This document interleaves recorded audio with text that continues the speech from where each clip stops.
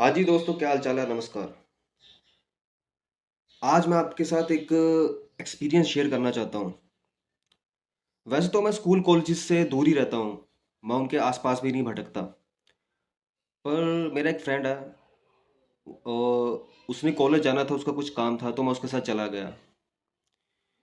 तो वहाँ जाकर मैं बैठ गया और वैसे मैं हमेशा अपनी लाइफ में चीज़ें ऑब्जर्व करता रहता हूँ। मैं हमेशा एक फिलोसफर स्टेट में रहता हूँ, फिलोसफी की स्टेट में रहता हूँ। तो वहाँ जाके मैंने देखा कि एक इंजीनियरिंग का डिपार्टमेंट था जिसमें से अ, होंगे 60-50 या फिर 70-60 बंदे होंगे, स्टूडेंट्स, जो अपनी क्लास लगा के बाहर आ रहे थे।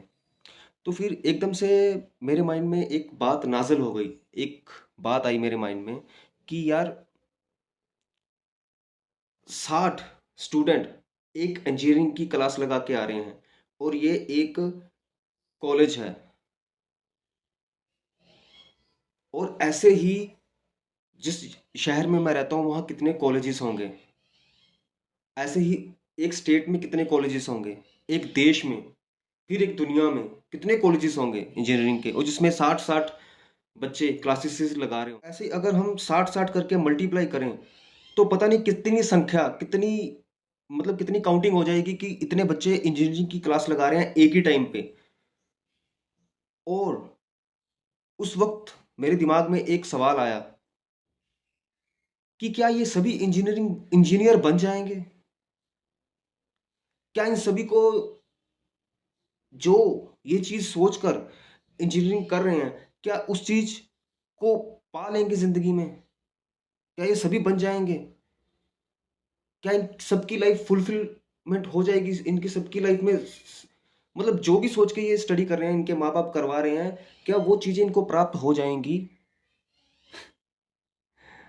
तो मेरे दिमाग में कुछ तस्वीरें आ गई, और वो तस्वीरें थी इंजीनियरिंग, इंजीनियर चाय वाला, इंजीनियर गोलगप्पे बेचने वाला, और इंजीनियर और भी बहुत सारी चीज़ें मैंने देखी हैं जो यूट्यूब में आपने आपने भी देखी होंगी, कि कोई इंजीनियर बन के चाय बेच रहा है और उसका नाम रखा है इंजीनियरिंग चाय वाला, या कुछ कर रहा है। तो मैंने ये चीज़ सोची कि यार, क्या इतनी वैकेंसीज हैं? क्या इनको किसी ने समझाया है? क्या इनकी किसी किसी ने इनकी काउंसलिंग की है? जब ये बचपन से बड़े हुए, जवानी में आए, और जवानी में आकर जब इन्होंने ये कोर्स सिलेक्ट किया, तो क्या किसी ने इनकी काउंसलिंग की? क्या माँ बाप ने, क्या शिक्षक ने इनको बताया, इनसे पूछा कि भाई तेरा इंटरेस्ट क्या है? इनके जो स्किल्स हैं, जो नेचुरली स्किल होते हैं, जो परमात्मा के द्वारा दिए जाते हैं, क्या उनके ऊपर वर्क करने की किसी ने कोशिश की? क्या माँ बाप ने अपने बच्चे के जो स्किल्स हैं, देखा कि उसको, उसके अंदर से क्या आ रहा है? कभी देखा? चलो, माँ बाप ने अपना काम कर दिया, माँ बाप ने स्कूल में भेज दिया, या स्कूल में शिक्षक ने देखा कि भाई ये बच्चे की स्किल तो इसमें है, इसके माँ बाप को बताया जाए। पर नहीं, भेड़ चाल, फुली भेड़ चाल चल रही है। मतलब आधे, माय गॉड, आधे बच्चों को तो पता ही नहीं है कि हम कॉलेज जा क्यों रहे हैं, हम किस चीज़ की शिक्षा ले रहे हैं, और इसके आगे का फ्यूचर क्या होगा। समझ रहे हो आप? ये समय की कितनी बड़ी भयंकर बर्बादी है। समय की, ऊर्जा की, जो एक जवानी में जो ऊर्जा होती है ना, उससे इंसान दुनिया जीत सकता है, लेकिन ये समय की बर्बादी है, ऊर्जा की बर्बादी है। क्यों? क्योंकि सिस्टम नहीं है, बच्चों की काउंसलिंग नहीं हुई है। बच्चों की काउंसलिंग बहुत ज़रूरी है। तो देखा जाए, सभी पैसा कमाने में लगे हुए हैं।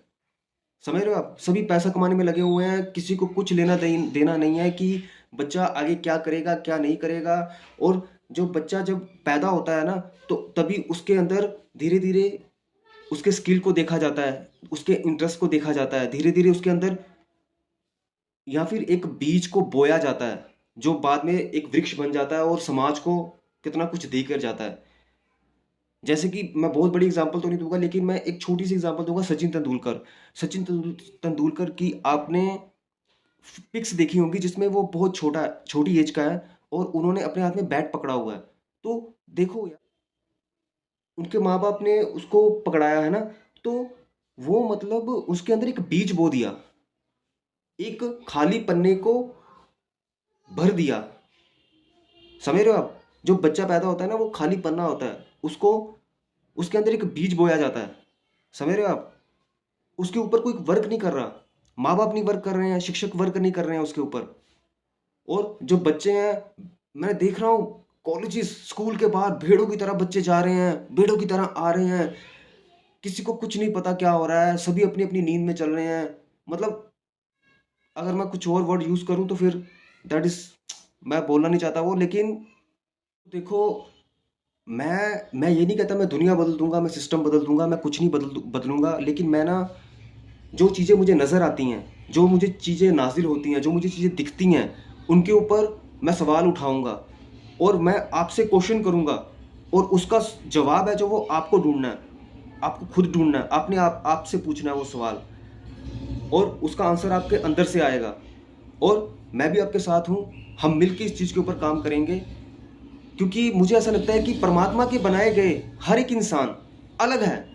और जब परमात्मा के बनाया गया हर एक इंसान अलग है, तो फिर 150, और एक सिटी की बात करें, उसके बाद एक स्टेट की बात करें, उसके बाद एक देश की बात करें, उसके बाद एक दुनिया की बात करें, तो ऑलरेडी मतलब कि कितने कॉलेजेस हैं, और एक, फॉर एग्जाम्पल एक इंजीनियरिंग की अगर पढ़ाई कर रहे हैं तो कितने करोड़ों लोग इंजीनियरिंग की पढ़ाई कर रहे होंगे। लेकिन परमात्मा का बनाया गया हर एक इंसान अलग है, तो अलग इंसान एक ही तरह की पढ़ाई कैसे कर सकता है?